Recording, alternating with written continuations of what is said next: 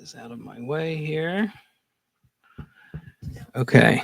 So I'm Josh. I go to the morning church most of the time, so I don't know all of you as well as the AM folks. But I'm glad to be here.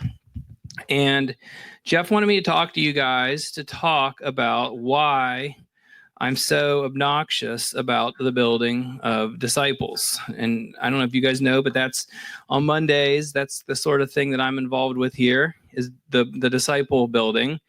And I admit that I'm completely obnoxious about it, to an annoyance to some people sometimes. But I want to start off by just talking about there's this Bible verse I really like, because most of us come to church and you guys don't think very much about being at church. You're just at church. Like you just don't think that much about it. But I really like Romans 8:29, because it says that God knew his people in advance, and he chose them to become like his son, so that his son would be the firstborn among many brothers and sisters. And having chosen them, he called them to come to him. And having called them, he gave them the right standing with himself. And having given them the right standing, he gave them his glory. So everybody just acts like it's some gigantic accident that they're here, but it's really probably some sort of divine, miraculous intervention that you're here. But yet we all still kind of drift through the motions with this thing, and we don't really treat it in that miraculous way. And so that's kind of what I'm going to talk to you guys tonight about, is my story of being here and just the whole thing. It's not, sometimes I get a little emotional when I talk about this stuff, because these are things that I feel like super deeply. And it's, so you'll see, like, I can't even talk about it really. Sometimes I get so choked up, but in the morning service, I covered Psalm 139, and I think it's a really good place to start. Let me switch over to the New Living. Oh, Gabe's on it back there. Look at him. I didn't have to tell him or anything. So, all right. So you guys, so Psalm 139 it's from David. And I just think it's such a great psalm. And it's, "Oh Lord, you have examined my heart, and you know everything about me. You know when I sit down or stand up. You know my thoughts even when I'm far away. You see me when I travel and when I rest at home. You know everything I do. You know what I'm going to say even before I say it, Lord. You go before me and follow me. You place your hand of blessing on my head." And this part right here. "Such knowledge is too wonderful for me. It's too great for me to understand." And again, this is all just kind of the mystery of it all. And I don't think we all spend enough time really dwelling on what it is God has done for us and how we got to be in this room. Like, you probably all, no doubt, have some sort of story as to why you're in this room. So I'm going to talk to you guys about how I got to be in this room. But the takeaways, go ahead, Gabe, hit it. God thinks about you all the time. Every minute of the day, you're on his mind. Even those three over there against the wall. As hard to believe as it is. And then, in fact, according to Psalm 139, God knows everything about you. There's nothing he doesn't know. Whether it's something good, something bad, something you're concealing, something you're not healed from, something that's bothering you, he already knows it. So it's just kind of an amazing thing. All right, Gabe, hit it. So a long time ago, this is really weird, I went to forestry camp. Who goes to forestry camp? It was this weird opportunity I had. So I went and learned all about the lumber industry. It was weird. But I remember I learned about this fact that if you tap a nail into a tree, like just a little bit, like if you wanted to hang a bird feeder up, and you just tapped it in a little bit, that nail doesn't stay on the outside of the tree as the tree grows. The tree absorbs the nail until it's all the way embedded inside the tree. And the lumber industry hates this because it ruins their blades. So don't be putting nails in trees out in the woods. But anyway, and as I've thought about this more and more throughout my life, I've thought about the things that happen to us are a lot like these nails, because you couldn't take that nail out of that tree. It would hurt the tree. It's just a permanent part of the tree. And sometimes stuff happens in our lives that are like these nails driven into us. And I've gotten to know a lot of people at New Hope over the past 2 years, and I've learned that this group of trees has been heavily abused. They've been chopped and hacked and burned, and there's nails and there's barbed wire and there's all kinds of stuff in these trees. And what we do with these nails is we try to just like cover them up because they hurt. So we don't want these nails. So we do all types of things to pretend they're not there, to forget they're there. And that's really kind of the story of a lot of the folks at New Hope, is that they ended up trapped in situations they never thought they'd be in because of not dealing with these nails that had been driven inside of them. But if we go back a few verses to Romans 8:28, right before what I just read, it tells us that that God will cause all things to work together for good in your life. But what he doesn't say is when. And we all want it to be like right now. So like if you got something going on in your life that's bothering you, you just want everything fixed right now. But this story I'm going to tell you is my story, and it's like a 47-year-long story. So I did not get here immediately. I actually started the process of getting here probably almost 2 decades ago. And it was 2 decades before that, the nails were driven in. So it's a long process sometimes. So the next thing, I think if you hit it again, Gabe, our next takeaway is that, maybe not, maybe the next one. God's plan for your life isn't always easy, but he will use pain and suffering for good. And it's hard to believe sometimes when you're going through bad stuff. And I know, I'm going to use my guys as an example over there. They probably won't like it, but I know some of them are going through hard stuff. And that's why I wanted them to be here. So I'm going to tell you guys my story now. All right, so go to the head of the next slide, Gabe. So this is a picture of me and my overweight sister. I always like to say that because she might watch this if it's streaming or something. I'm just kidding. She was a baby. So that's me. And in this, so my name's Josh Wellner, for those of you that don't know me. But in this picture, my name is Josh Jacomette, because that is the name I was born with. And I was probably like 3 in this picture, and my sister was maybe 1. And a few years after this picture, my parents got a divorce. And this is kind of where the chaos of my life started. And I got to tell you guys, you guys are going to hear probably the story and think, what a whiner, because I did not have the worst life in this room. We moved in with my grandmother, who lives in Tip City, which is a very clean and safe suburban community that's expensive to live in. And we had an in-ground swimming pool. So this was not the worst life you've ever heard of in your life. All right. But I lived just with my mother and grandmother because my dad essentially abandoned us. Not completely. He wasn't the worst dad. He paid child support. He paid for like health insurance, but he was just not there.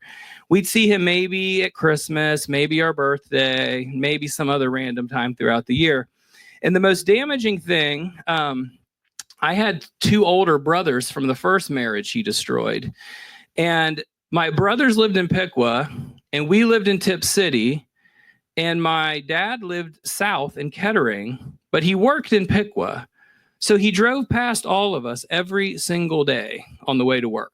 So it was just a neglectful situation. And my experience has been, I've worked with a lot of youth over the years, and that when trauma happens like this, you just as a little person don't really know how to process it. And you start kind of growing weird. like bonsai trees, how they're like all trained to grow weird. Like that's how you end up growing. And you don't know it's happening when you're a little person, and that your attitudes and things are being kind of like perverted accidentally by this. So, and I compare it to being like without a tribe. Like there's like no rites of, when you don't have a dad, there's no rites of passage. There's no, this is how you change the oil. I remember this really weird conversation with my brother one time when we were with our dad. And it was when we started wearing deodorant. It was this really weird conversation. And he told my dad he was going through about 1 stick a month. And he was asking my dad, does that sound right? And my dad said that seems like pretty good mileage, which I thought was weird. But anyway, but I just remember it's like a standout moment of like, boy, this is weird. Talking about deodorant. But like, that's like kind of what it was like. Like, I remember like my friends started shaving and there was no shaving cream at my house. There was no process. There was no teaching. There was no learning. So it was just thing after thing after thing like that. And what I found with all the young people I've worked with, including myself, is that young men like tend to get angry and become hostile and a danger to themselves and everyone around them. And then I find that the young women I've worked with tend to become a danger to themselves. They tend to be open to abuse, looking for things they shouldn't be looking for. And these are just not good situations to be in. So, and this is like the essence of what's called the father wound. There's also the mother wound, but this is like, I'm an expert in the father wound. Like, this is my specialty, and I can read it on a young person like nobody. It's like, it's my thing. So anyway, that's it. All right, next slide. So this is where Shelly thinks, no, one more back. This is where Shelly thinks we should be playing the song Teenage Dirtbag, because I was a teenage dirtbag. By the time this picture was taken, this was in high school, and I was completely amoral. This is my like school picture, and I on picture day, I stopped at my wife's house. I was dating her in high school, and I got that out of her dad's closet. And my mom was furious when these pictures came home because she'd paid for them in advance. And this is the picture that came home. So she was not impressed with this. But I was... No problem. I was really bad. I had almost no values whatsoever. I was raised in the church. We were Lutheran. I went to church every Sunday. I did everything you're supposed to do at the Lutheran church, but it just couldn't stick. There was just, I was like a duck with an oil coating. It just rolled right off. So even though I went to church, I just became increasingly bad. And I was, especially middle school and early high school, I did some bad stuff. I had everything. In-school suspensions, detentions, Saturday schools, suspensions, 80-day expulsion, like bad, criminal stuff, drug stuff. I was bad. I would characterize myself overall as disrespectful to like almost any authority figure. It was bad. And I remember there's this moment. I remember my grandmother said to me, it's like a real standout moment. She said, "I might have to love you, but I don't have to like you." I remember thinking, ooh, gosh, Grandma, simmer down. She used to say simmer down. So anyway, so I just became really half empty, negative, cynical. I was a bully. And it's funny because these are all things that I yell at my boys over there for. But I did everything they do and probably worse stuff. So it was just not a good time. And the saddest thing of all is nobody knew. Like, my mom is a wonderful, wonderful woman, but a complete sucker. And I could convince her that like everything was okay. She just had no idea really how bad things were. She knew some stuff. Like, when I got expelled for 80 days, she knew that was going on. When I would get arrested and she had to pick me up at the police station, she knew that was going on. When I had to go to court to do community service, she knew that was going on. But she still wanted to act like he's a good boy. And I was not really a good boy. And I would compare it to it's like I was sliding down an icy slope with a pickaxe trying to get purchase, and I just couldn't. So anyway, but let's go back a little bit in time. Next slide. During this whole craziness, my mom started dating this guy, Carl Wellner. And you'll notice he's there at like pivotal moments in my life. That's him helping me get ready for prom on the left. That's my high school graduation. That's my wedding. So these are all the places where he was. And that was where my dad wasn't. So Carl, from the get-go, my sister and I adored Carl, always have. And he was like, this was the beginning of healing. But it was still very much the beginning. But what I characterize the father wound as the most is you don't have an identity. You don't know who you are. You're scrambling. You have this hole inside of you you're trying to fill. And Carl was the first attempt at beginning to bind this wound. So when I was 17, my mom and Carl got married. And this was an amazing thing for my sister and I, because it meant he wasn't going anywhere. This was a permanent thing now.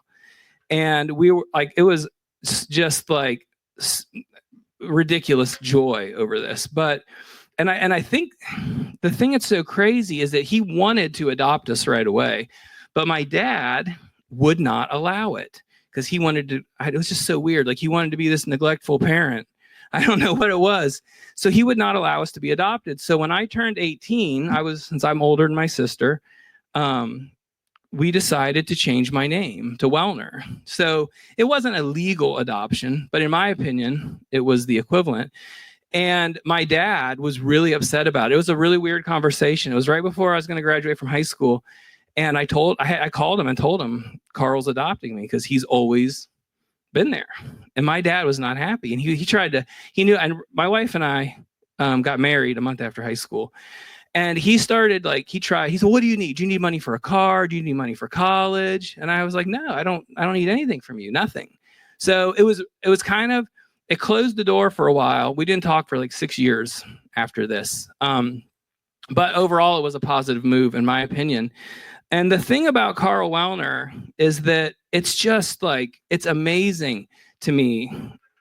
I just can't express enough. And I always tell people that, to me, it makes sense. You can't really understand what it is to be chosen if you haven't been abandoned.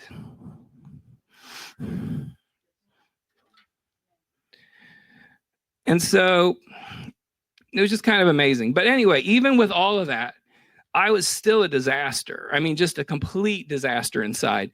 So I get married in the midst of all this. I graduate from high school. I start going to college. And I'm living on my own. I'm married with my wife, but I'm still a disaster. I'm partying. It's not good. Lots of drugs, lots of alcohol, lots of every other sort of smut and filth you can imagine. It was not a good time, especially for my poor wife. And so at some point, in my mid-20s, she was really getting close to having had enough. This was just, we weren't going anywhere. I was directionless. Even though I was going to school, I was super discontent. And really, you guys, I like to ride bikes, and I just wanted to go on my bike. I ride across states. That's what I wanted to do. She did not want to do that. It was weird. She wanted stability. She wanted stability. So this is kind of where the miracle starts happening. One of her coworkers reached out to her and invited her to church. And we went to Higher Ground. And I don't know if you know where that is. That's where New City is now, on Dixie, amongst all of the strip clubs and everywhere. There used to be strip clubs there.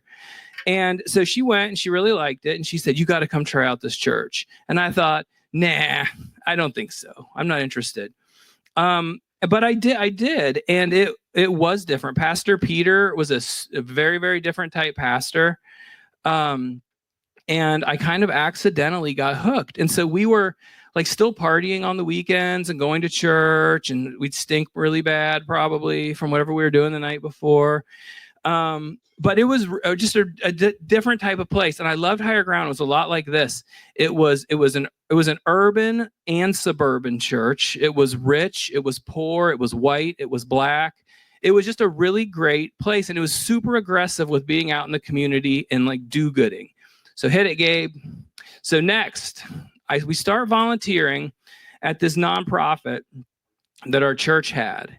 And we worked at a low-income housing project. And so my wife and I, it's kind of our first exposure to ministry. And we just get absolutely hooked working with these kids. And we're working alongside this lady, Pastor Sharon Amos, who is the executive director of this nonprofit. And so Pastor Sharon said to me and Rachel, hey, you guys look pretty serious. Would you like to be discipled? And we thought, why not? So we start meeting with her once a week for a year. And this is the most transformative thing that's ever happened in our lives. And it's a shame Pastor Sharon just passed away. And I wish she were here to see this. I wish she were here to see those three over there, or Curtis, or any of the other people that I work with, because it's all because of what she did. And what she did that's so profound is that she gave us, but mostly me, like my identity of who I am. And it's got to be rooted in the word, who you are. And if you've been raised fatherless, you don't really probably know who you are that well. And if you haven't turned to the word to find out who you are, you've listened to what the world has told you about who you are. And that's not a good place to get your information from. So, but it was really bad. This was a bad time in my life because I was working third shift, 11 a.m. to 7 p.m. or no, 11 p.m. to 7 a.m., completely alone at night. No other coworkers. I was a janitor at a school. Scariest thing. Can you imagine how scary that was? Like haunted, scary. And anyway, it was a perfect time for the devil to just ransack me every night.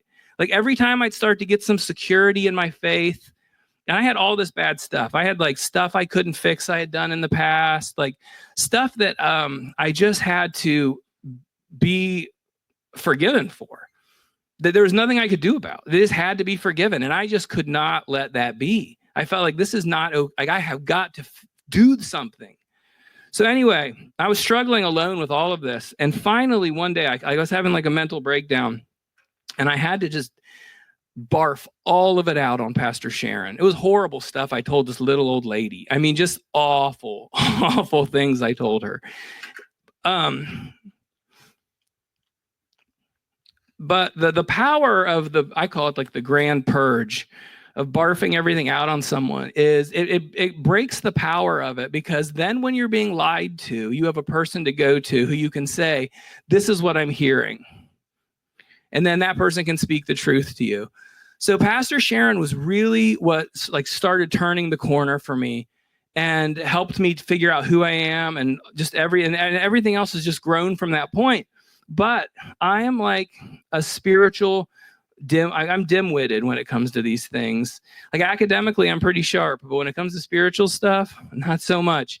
And I just, I don't know. I just like couldn't get my brain around this. And it was a slow process. This was a lot like Jacob wrestling with God. Like this took me years to work through and process these things. But there's like multiple things that kind of like just kind of crush me when I think about them. And the first is all the people God sent to me. Like, that's what I mean by it's like you were predestined to be here. It wasn't like some accident that you're in this room listening to this. You were predestined to be here to listen to this. I had a wonderful mother and grandmother. They're like lionesses. I mean, they are powerful, slightly scary women, but they will circle the wagons when there's trouble. And then like my amazing adoptive father, Carl, I can't even say enough. And then my wife, Rachel, and my in-laws are good. Like, and then Pastor Sharon, it was just person after person after person that was sent to me. And I compare it to like, it's like I was like blundering in the darkness, and he kept sending people with lanterns to me. And so, throughout all of this, I get this image of Carl Wellner. Like Carl Wellner is the ultimate and like physical representation of Jesus. He didn't have to choose us. He didn't. I mean, he could have just married my mom. He could have been just an okay stepdad.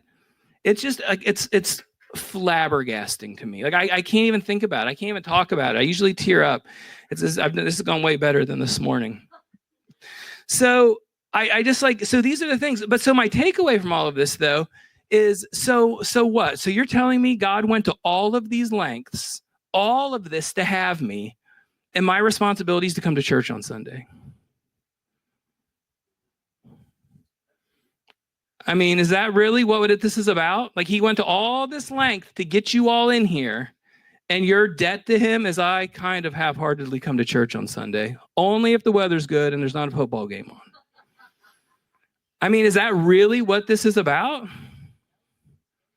I mean, and so for me, that's what disciple building is. It's my job to be the lantern bearer now. That's what I have to do. That's why my dudes are over there. And I just think that we deal with this so lightly and loosely. And like, I just don't get it.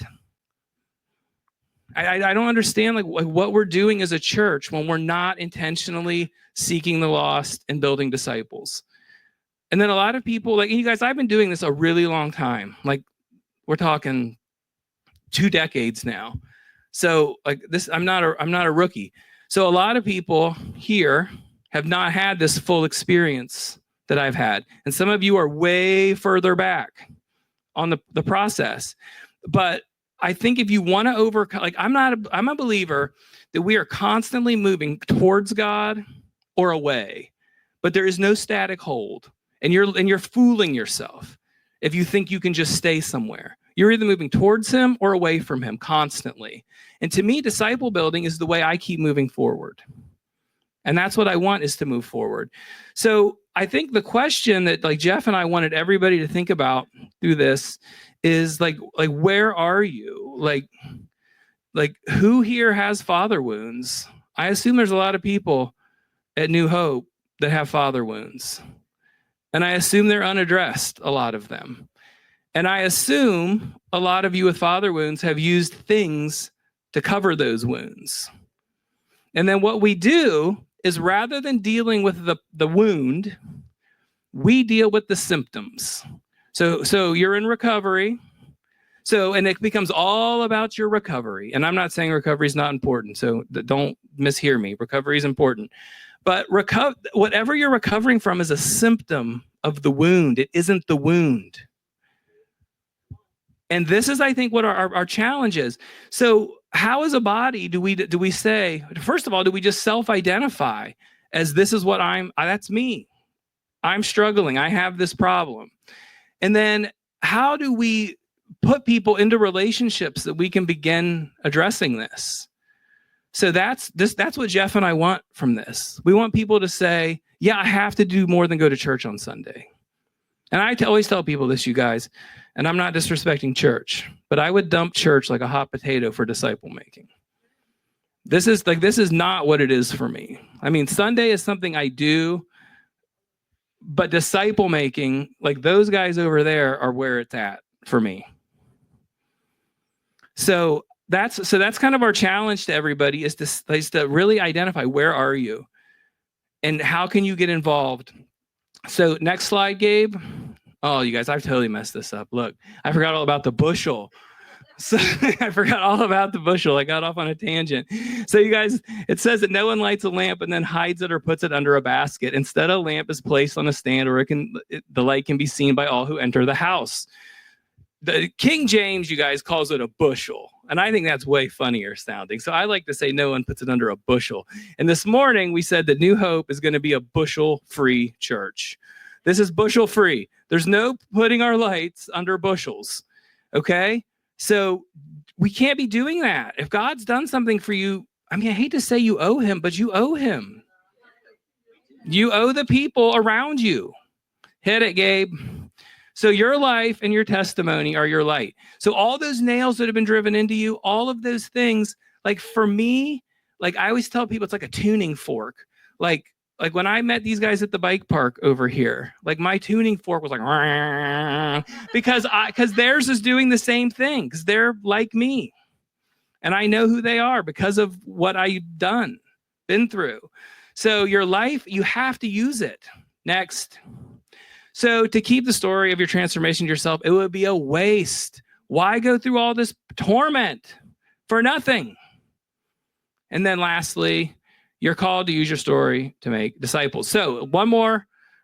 And then, okay, so tomorrow, you might be saying to yourself, I have no idea where to get started. So tomorrow, 7 p.m., we will be meeting here in this back corner. There's usually, I'd say reliably 10, sometimes almost 20 people. But we have room, the whole sanctuary. So if you are being if you want to be discipled, it's the place to be. If you're ready to disciple, it's the place to be. If you're not sure, you guys know Fred. I like to say, even Fred comes to this.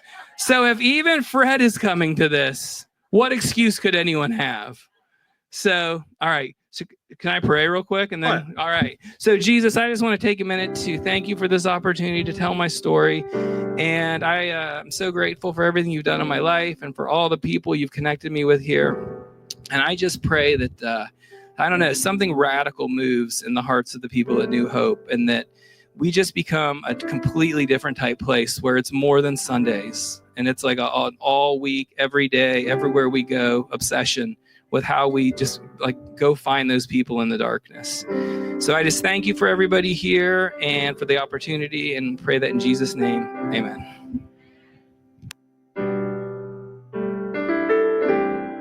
All right, we're gonna sing this last song before we leave tonight. I think this is like another one of those things where a prayer.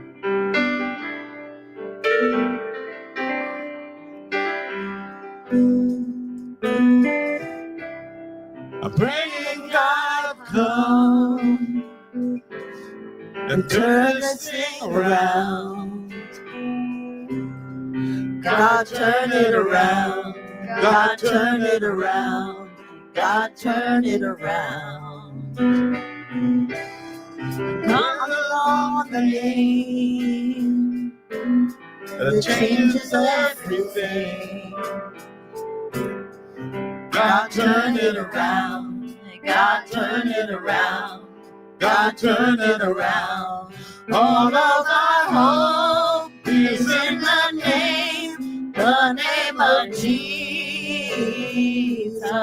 Breakthrough will come in the name of Jesus.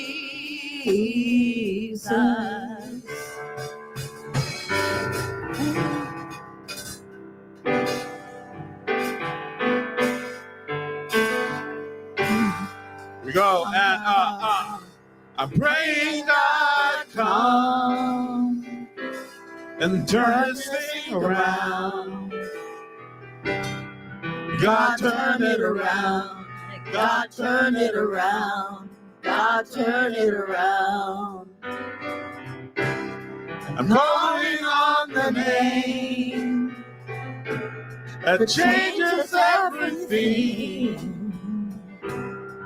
God turn it around. God turn it around. God turn it around. All of my hope is in the name of Jesus.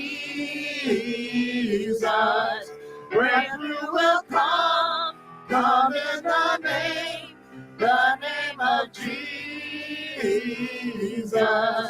God turn it around. God turn it around. God turn it around. God turn it around. God turn it around. God turn it around. He is up to something. He is up to something. God is doing something right now. He is up to something. He is up to something. God is doing something right now. He is healing someone. He is saving someone.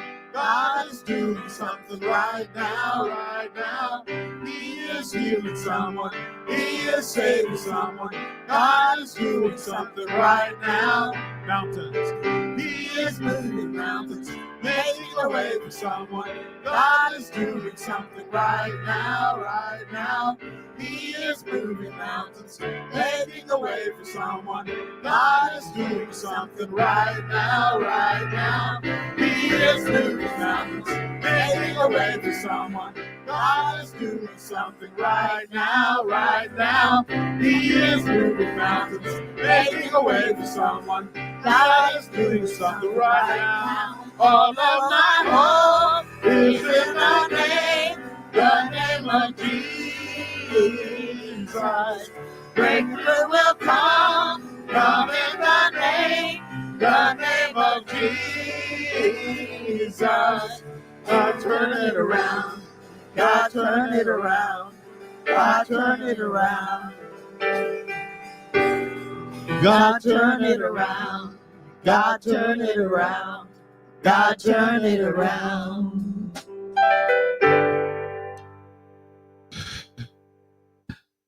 So,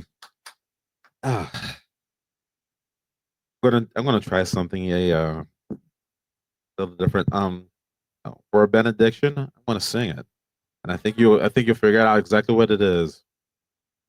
The Lord bless you and keep you. Make his face shine upon you and be gracious to you. The Lord turn his face toward you and give you peace. Amen. God be the church. Thank you. See you next week.